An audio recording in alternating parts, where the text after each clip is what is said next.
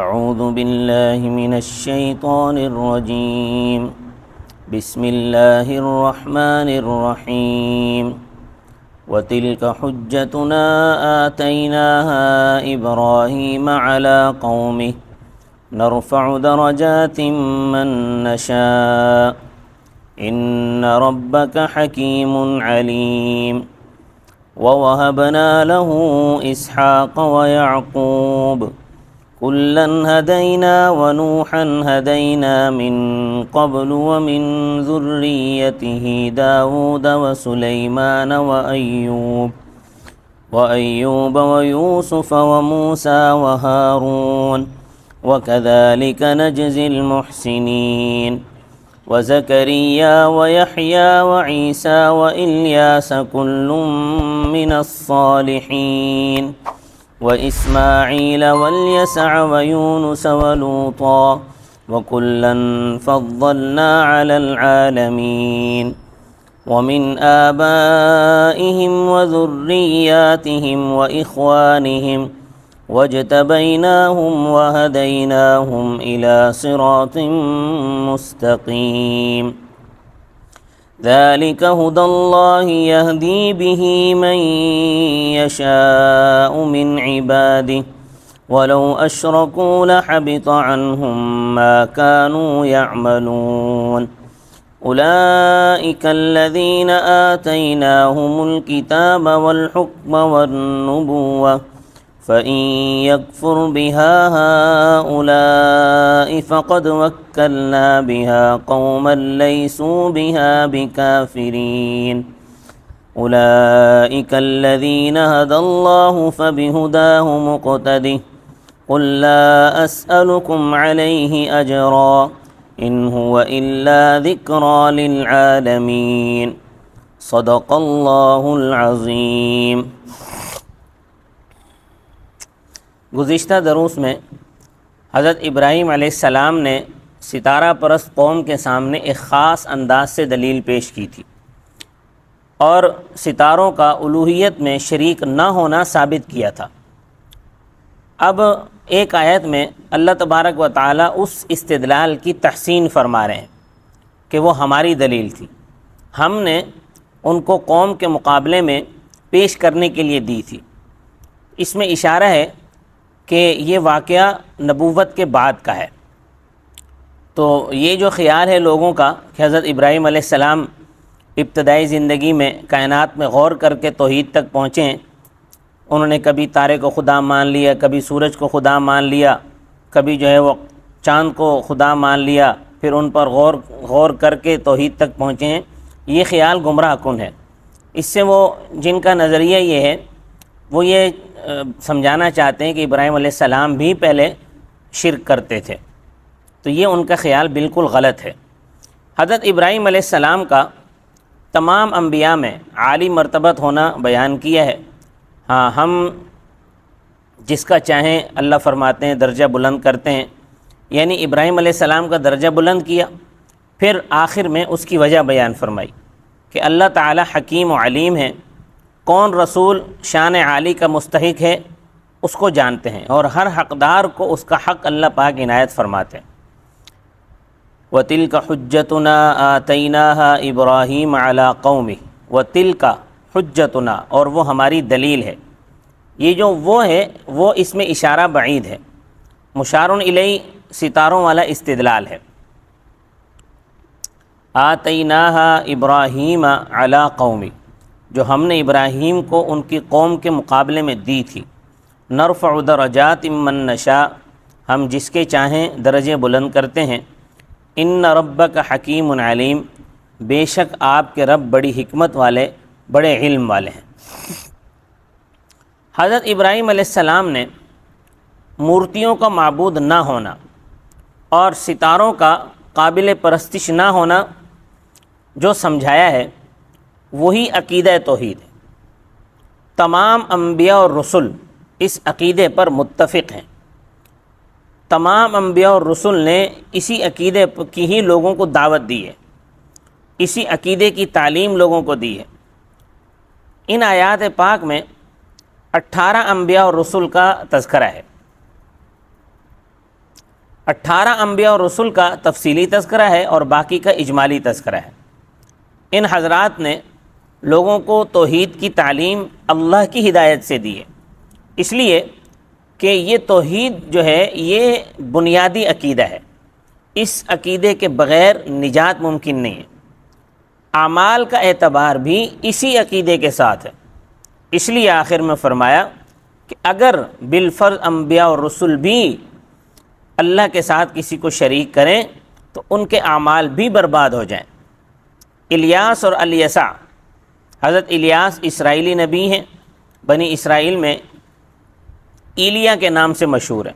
اور حضرت الیسع علیہ السلام بھی اللہ کے پیغمبر ہیں۔ قرآن میں ان کا 2 جگہ ذکر آیا ہے، ایک یہاں سورۃ الانعام میں اور دوسرا سورہ صاد میں،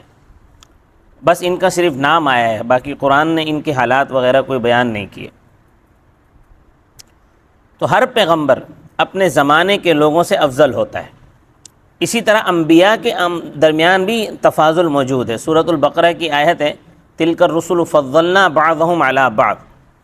وہ رسول ان میں سے ہم نے بعض کو بعض پر برتری بخشی ہے، مگر یہ فضیلت جزوی ہے، کلی فضیلت خاتم النبیین صلی اللہ علیہ وسلم کو حاصل ہے، مگر آپ صلی اللہ علیہ وسلم کا موازنہ کسی نبی کے ساتھ اس طرح کرنا کہ اس نبی کی تنقیص لازم آ جائے، یہ جائز نہیں ہے، یہ حرام ہے۔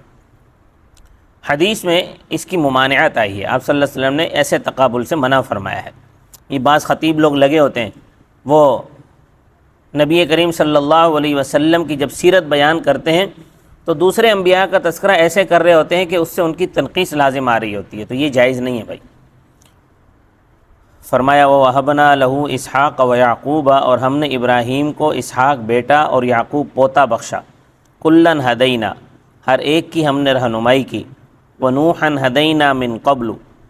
اور ابراہیم سے پہلے ہم نے نوح کی رہنمائی کی، وَمِن ذُرِّيَّتِهِ داود وسلیمان وأیوب ویوسف وموسیٰ وہارون، اور اس کی اولاد میں سے داود، سلیمان کی اور ایوب و یوسف کی اور موسیٰ و ہارون کی رہنمائی کی، وَكَذَلِكَ نَجْزِي الْمُحْسِنِينَ، اور ہم اسی طرح نیکوکاروں کو بدلہ دیتے ہیں، وَزَكَرِيَّا وَيَحْيَا وَعِيسَىٰ وَإِلْيَاسَ، اور زکریا و یحییٰ کی اور عیسیٰ و الیاس کی رہنمائی کی، كُلٌّ مِّنَ الصَّالِحِينَ، یہ سب شائستہ لوگوں میں سے تھے، وَإِسْمَاعِيلَ وَالْيَسَعَ وَيُونُسَ وَلُوطًا، اور اسماعیل اور الیسع کی اور یونس و لوط کی رہنمائی کی، وَكُلًّا فَضَّلْنَا عَلَى الْعَالَمِينَ، اور سب کو جہانوں پر فضیلت دی، وَمِنْ آبَائِهِمْ وَذُرِّيَّاتِهِمْ وَإِخْوَانِهِمْ، اور ان کے باپ دادوں میں سے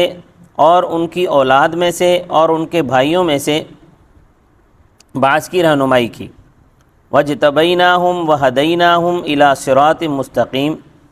اور ہم نے ان کو برگزیدہ کیا اور ہم نے ان کو سیدھے راستہ توحید کی طرف رہنمائی کی، ذَلِكَ، یہی توحید، ہدی اللہ، اللہ کی رہنمائی ہے، یہدی بہ من یشاء من عبادی، وہ راہ دکھاتے ہیں اس کے ذریعے اپنے بندوں میں سے جسے چاہتے ہیں، وَلَوْ أَشْرَكُوا، اگر وہ لوگ بالفرض شرک کریں، لَحَبِطَ عَنْهُمْ مَا كَانُوا يَعْمَلُونَ، تو ان کے وہ کام برباد ہو جائیں جو وہ کیا کرتے تھے۔ گزشتہ انبیاء کو اللہ تبارک و تعالی نے 3 چیزیں عطا فرمائی تھیں، آسمانی کتابیں،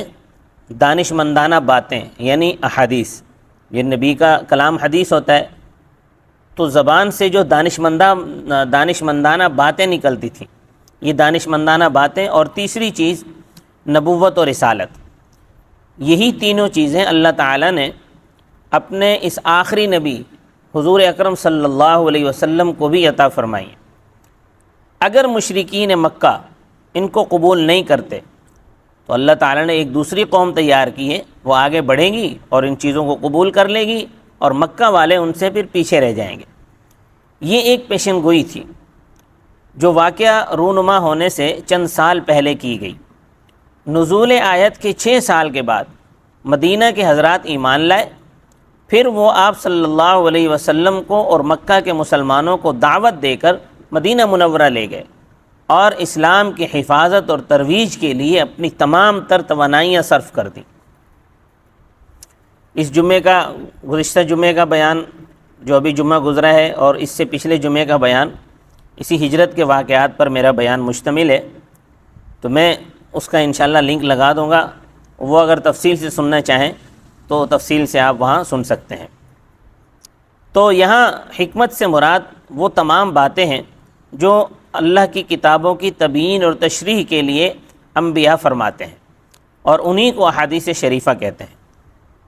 اولئک الذین آتیناہم الکتاب والحکم والنبوہ، یہی وہ لوگ ہیں جن کو ہم نے آسمانی کتابیں، حکمت اور نبوت عطا فرمائی۔ تو یہی تینوں چیزیں آخری رسول کو بھی عطا فرمائی ہیں، یہاں یہ بات محذوف ہے۔ فَإِن يَكْفُرْ بِهَا هَؤُلَاءِ، پس اگر یہ لوگ مشرکین مکہ ان کا انکار کریں گے، فَقَدْ وَكَّلْنَا بِهَا قَوْمًا، تو ہم نے اس کا ذمہ دار ایسے لوگوں کو بنایا ہے، لَيْسُوا بِهَا بِكَافِرِينَ، جو اس کا انکار کرنے والے نہیں ہیں۔ تو تمام انبیاء کا دین ایک ہے، اصول میں تمام انبیاء متفق اور متحد ہیں، سب کا دستور اساسی ایک ہے۔ پس آپ صلی اللہ علیہ وسلم کا راستہ بھی گزشتہ انبیاء کے راستے سے جدا نہیں ہے، البتہ فروع یعنی شریعت اس میں اختلاف ہے، یہ کوئی خاص بات نہیں ہے، یہ زمانوں کے اختلاف کی وجہ سے ہے، اور زمانوں کے اختلاف کا تقاضا بھی تھا۔ اور اس آیت سے یہ بھی معلوم ہوا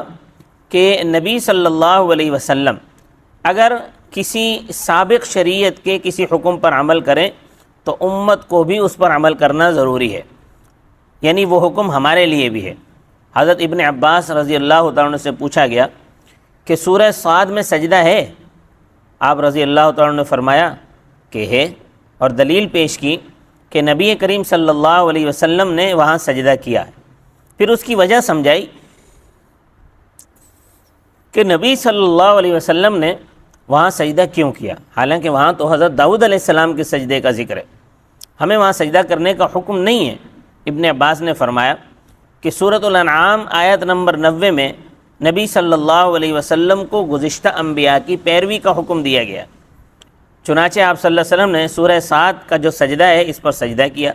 تو ہمیں بھی ہمارے نبی کی پیروی میں وہاں سجدہ کرنا چاہیے۔ اولئک الذین ھدی اللہ فبہداہ مقتدی، یہی وہ حضرات ہیں جن کی اللہ تعالیٰ نے رہنمائی فرمائی، بس آپ ان کے طریقے کی پیروی کریں، یہ وہ پیروی ہے۔ آخر میں اعلان فرمایا ہے کہ انبیاء تبلیغ دین پر کسی معاوضے کے طالب نہیں ہوتے، ان کی محنت کا صلہ اللہ کے ذمہ ہے، وہ قوم کی بے لوث خدمت کرتے ہیں، تو پھر تم کیوں آگے نہیں بڑھتے ہو؟ قل لا اسألکم علیہ اجرا، کہو کہ میں اس پر تم سے کوئی معاوضہ نہیں مانگتا، ان ہوا الا ذکری للعالمین، وہ قرآن تو سارے جہانوں کے لیے نصیحت ہی ہے۔ صدق اللہ العظیم۔